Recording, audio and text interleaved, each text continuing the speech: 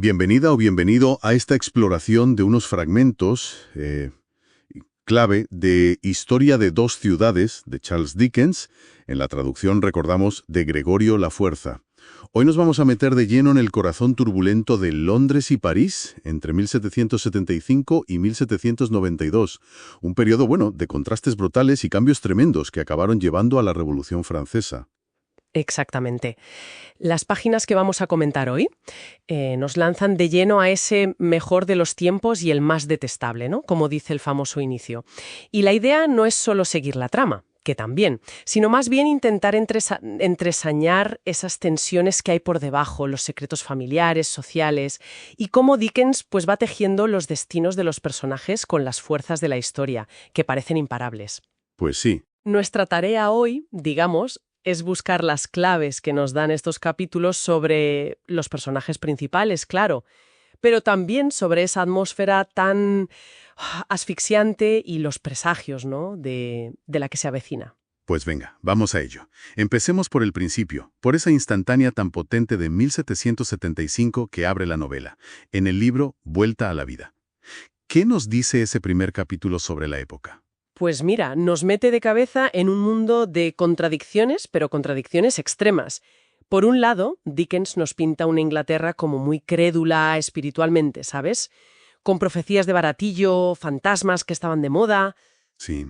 pero a la vez físicamente salvaje. Asaltos a plena luz del día, ejecuciones por casi nada, una sociedad que parece al borde del colapso, tanto moral como social, ¿eh?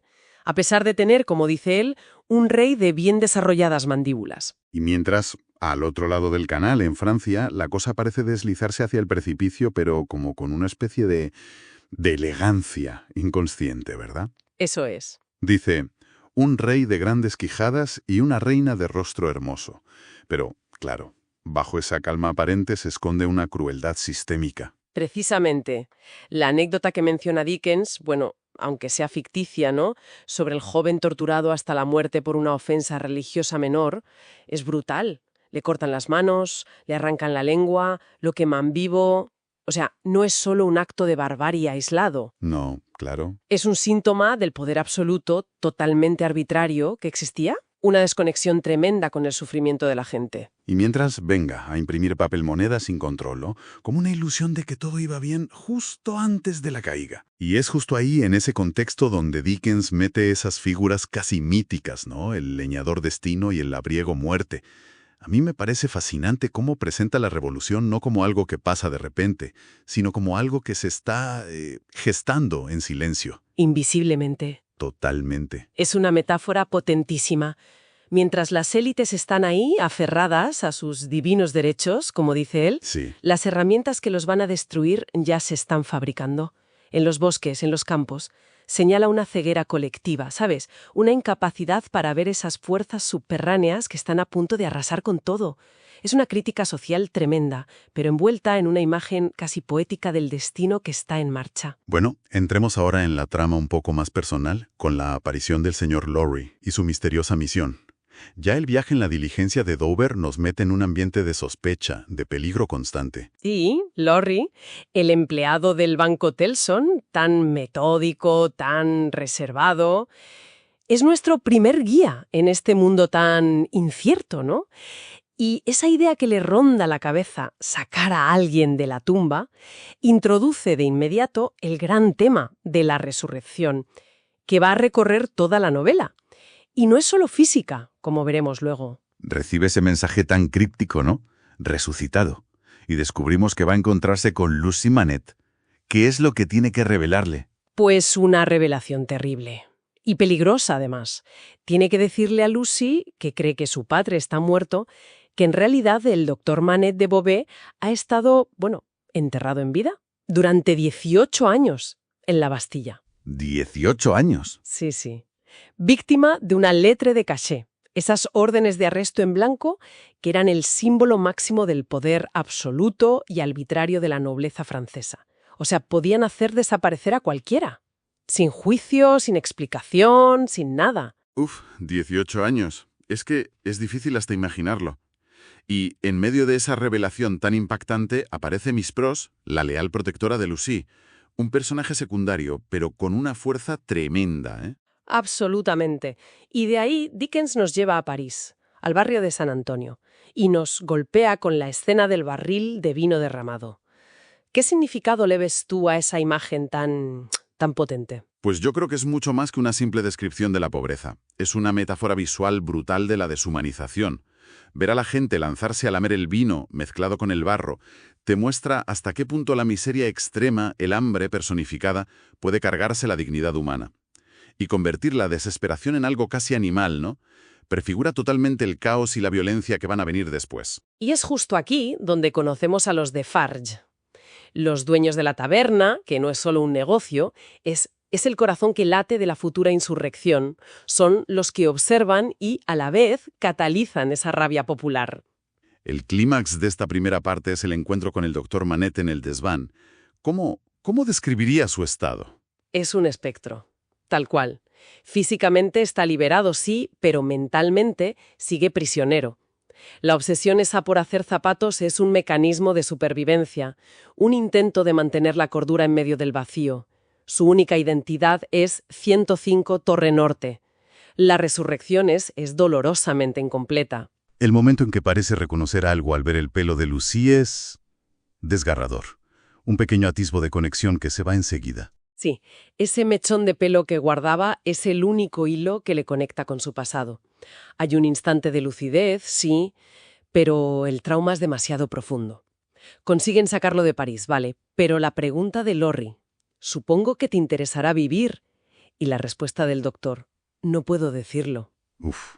Resumen perfectamente la devastación psicológica. Es una liberación física, pero la mente sigue enterrada. Totalmente. Saltamos 5 años, estamos en 1780 y nos encontramos en Londres. El Banco Tellson, que lo describe como viejo, oscuro, incómodo, parece un símbolo en sí mismo, ¿no? Sí, un símbolo de una tradición como rancia, inmutable, casi orgullosa de ser incómoda.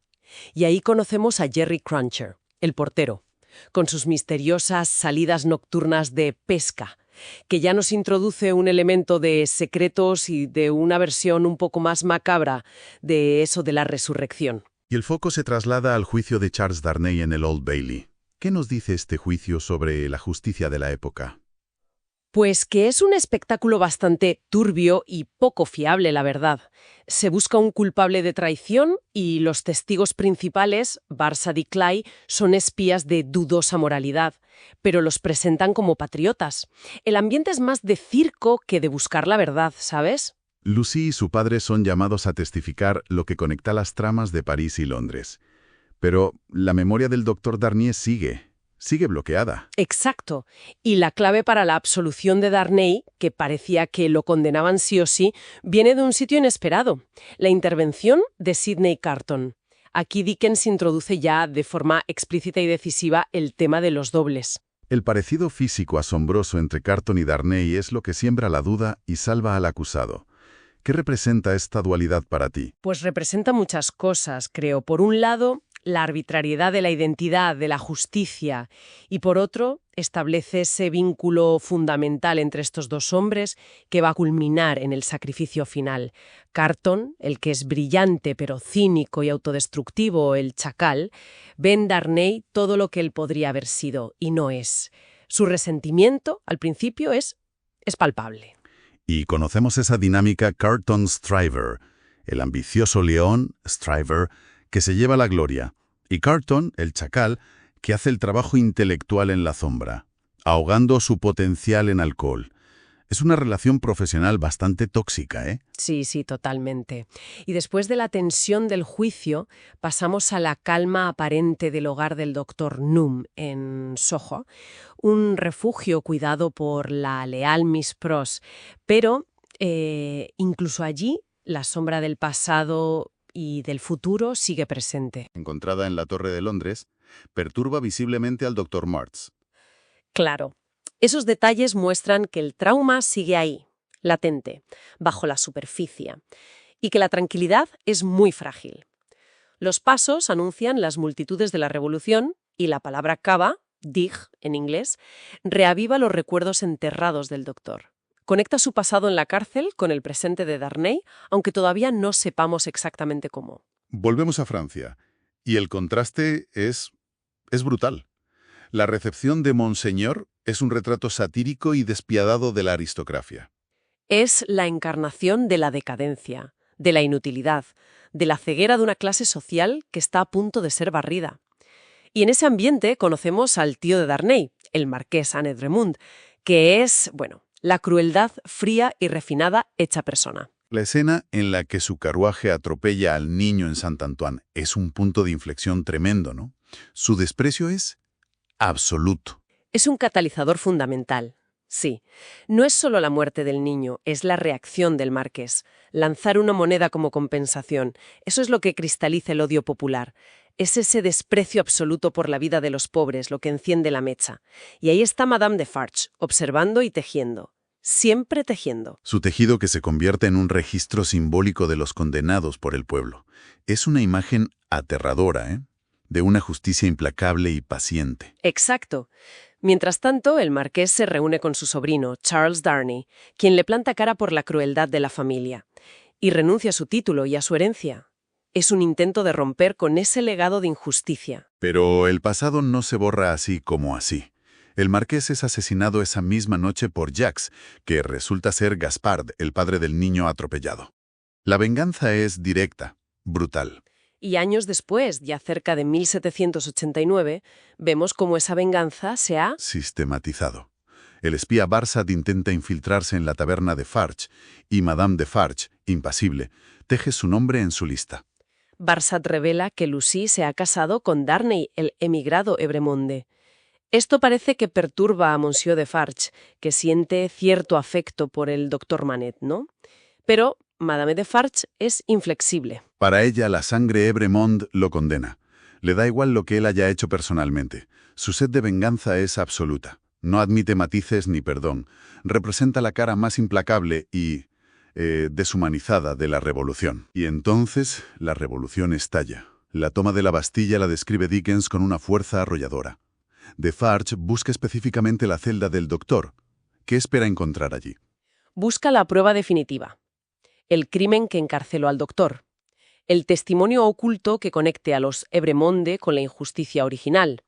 Es como la búsqueda de la justificación histórica para la venganza que están llevando a cabo ahora. Y mientras, claro, la violencia se desata y el castillo de los Evremonde arde. Y es la carta de Gabel, el administrador fiel que está encarcelado, la que atrae a Darnay de vuelta a Francia. Como una montaña imantada, dice Dickens. ¿Es un acto de nobleza o es ingenuidad pura? Pues probablemente un poco de las dos cosas. Siente un deber moral hacia Gabel, eso está claro, pero subestima muchísimo el peligro que corre al volver. Volver como aristócrata emigrado a una Francia en pleno terror, esa categoría en ese momento era prácticamente una sentencia de muerte. Y efectivamente, lo detienen nada más llegar. Intenta buscar ayuda en Defarge, pero este se la niega. En nombre de la República. Lo encierran en secreto. Lucy y el doctor van corriendo a París y llegan justo para las masacres de septiembre. El señor Lorry presencia la escena horrible de la piedra de afilar, un símbolo de la brutalidad desatada.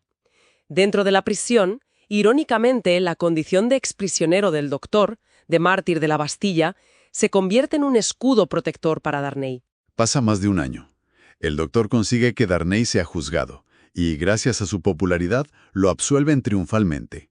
Parece que hay un final feliz. Sí, pero dura apenas unas horas. Lo arrestan de nuevo esa misma noche. Y los acusadores son los Defarge y, de forma demoledora, el propio doctor Manette, a través de ese documento que encontraron en la Bastilla. Ese manuscrito oculto es la clave final. ¿Qué revela exactamente? Pues revela la historia completa de por qué encarcelaron al doctor. Fue testigo de los crímenes atroces de los hermanos Evremonde, el padre y el tío de Darnay, contra una familia campesina. Y el manuscrito termina con una maldición solemne sobre toda la estirpe Evremonde. Claro. En el clima del terror, ese testimonio del pasado sella el destino de Darnay. La injusticia pasada vuelve para destruir el presente. Es tremendo. Y es entonces cuando Sidney Corton, el chacal, da un paso al frente. para su acto final. Exacto. Descubre que el espía Barsad es en realidad Solomon Pross, el hermano perdido de Miss Pross, una de esas coincidencias de Dickens, ¿no?, llenas de significado. Lo chantajea para conseguir acceso a la prisión, y mientras organiza la huida de Lucy, su hija, Lorry y un Dr. Manette destrozado, Carton prepara su propio plan. La escena del intercambio en la celda es, de una tensión increíble. Droga a Darnay, se cambian la ropa y ocupa su lugar. Y mientras Carton va hacia la guillotina consolando a una joven costurera que también está condenada, se produce otro enfrentamiento clave. Madame Defarge, decidida a exterminar a toda la familia, se enfrenta a Miss Pross. Y la lucha termina con la muerte accidental de Madame Defarge por su propia pistola. Una especie de justicia poética un poco retorcida, ¿no? Miss Pross queda sorda, pero asegura la huida de los demás. Sí, la lealtad inquebrantable de Pross triunfa sobre la venganza implacable de Defarge. Y llegamos al final, con Carton en la guillotina. Sus pensamientos finales, los que imagina Dickens, son extraordinarios. Una visión de redención personal y de un futuro mejor para Francia y para la familia que ha salvado. Es algo mucho, mucho mejor que lo que he hecho jamás. Es uno de los arcos de redención más poderosos de toda la literatura, yo creo. Pasa de la apatía, del autodesprecio, a encontrar un propósito supremo en el sacrificio por amor. Así que, al final de este recorrido por estos pasajes tan intensos, ¿cuáles son las grandes ideas que nos quedan? Hemos visto la brutalidad de dos sociedades, la injusticia sistémica, el terror desatado. Ciertamente. Hemos visto cómo las fuerzas históricas pueden aplastar vidas individuales, ¿verdad? Cómo el pasado proyecta sombras larguísimas y cómo la búsqueda de justicia a veces puede degenerar en una venganza ciega. Pero también, como señalas tú, emerge esa capacidad para el amor, la lealtad y, sobre todo, el sacrificio. La transformación de Carton parece ofrecer un contrapunto a toda esa oscuridad. Exacto. Su acto final no cambia el curso de la revolución, claro, pero le da un sentido trascendente a su propia vida y salva a otros. Y eso nos deja con una pregunta resonando, creo yo, más allá de la propia novela. ¿Cuál sería esa pregunta? Pues, ¿hasta qué punto puede un acto individual de entrega absoluta, como el de Carton, no solo redimir una vida que se consideraba perdida, sino también simbólicamente ofrecer algún tipo de contrapeso moral frente al peso abrumador de la injusticia histórica, de la violencia colectiva? ¿O son dos planos que en realidad nunca llegan a tocarse? No sé. Una reflexión potente desde luego para seguir dándole vueltas. Gracias por guiarnos a través de estas páginas tan intensas.